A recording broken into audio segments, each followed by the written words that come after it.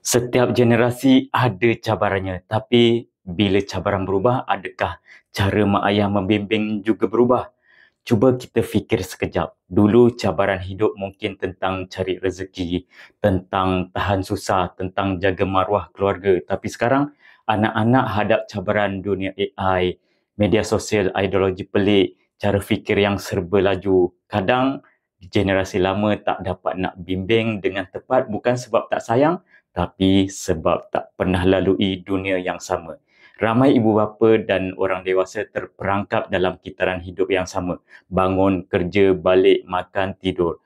Hidup ikut rentak yang dikenali saja. Sedar-sedar anak-anak dah besar. Sedar-sedar diri dah di mamah usia. Masa tu baru rasa seolah-olah semuanya dah terlambat untuk diubah. Tapi belum terlambat sebenarnya. Dunia memang berubah. Tapi bimbingan tak semestinya berhenti. Walau kita kurang pengalaman dengan cabaran baru, kita masih boleh belajar dan membimbing sambil berubah. Sebab hakikatnya perubahan tak tunggu sesiapa. Kalau bukan kita yang pandu generasi baru, siapa lagi yang akan buat?